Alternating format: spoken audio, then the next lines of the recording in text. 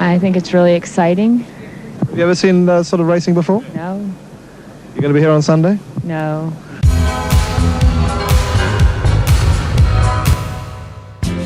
Next on a list of mediocre street circuits is the Grand Prix of Detroit, a new addition to the F1 calendar, and people are absolutely stoked about it. I think it's nice. I think it's great for the city of Detroit, and the interruption I think is well worth it. Fantastic. I think it's all right. I think Detroit needs something like that. I believe we build the best cars in the world here, and what better place to have a race than the Motor City? The grid went like this. Alain Prost is on pole, Andrea De Cesaris in second, Keke Rosberg in third, and Didier Pironi in fourth. Not to mention some guy named John Watson in 17th, but that won't be much of a matter this race.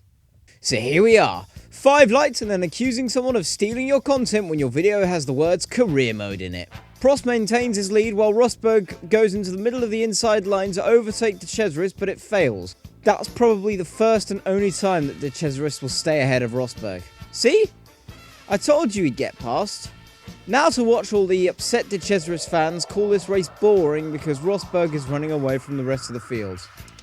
I'm probably going to get some flack for this. Meanwhile, Riccardo Patrese, the Monaco race winner, crashes out, and to make matters worse, a whole lot worse in fact, there's a fire coming out of the Brabham car. But before the marshals could run around and look like they're doing something, the race is stopped shortly after. So the broadcasters take their time to talk about some of the drivers that are located at the front of the grid. Specifically, they went to talk to Keke Rosberg. KK, you were doing extremely well. Are there any places on the circuit where your car is better than Prost Renault? Everywhere. You sound like a car salesman. So the race itself gets started once again, and Prost still manages to maintain his lead from Rosberg while Didier Pironi catches up behind him in third place. It's Prost, Rosberg. And that's about it. Thanks for watching, make sure you like and subscribe for more. Meanwhile, Keke Rosberg somehow manages to overtake Prost coming into the corner, and I have not the slightest idea about what it's called. Well done, Keke.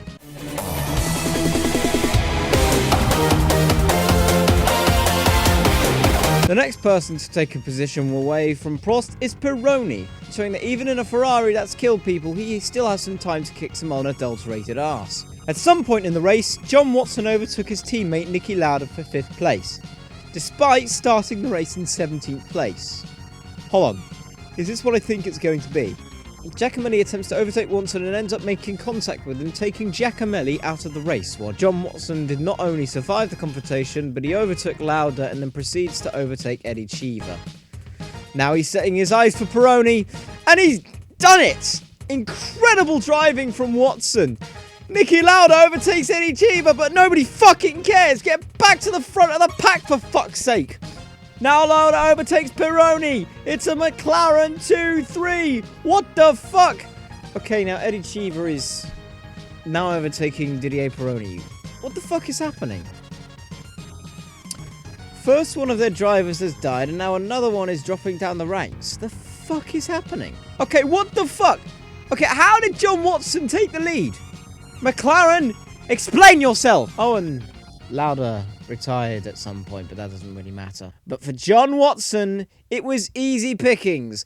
John Watson wins the 1982 Detroit Grand Prix. What a race that was.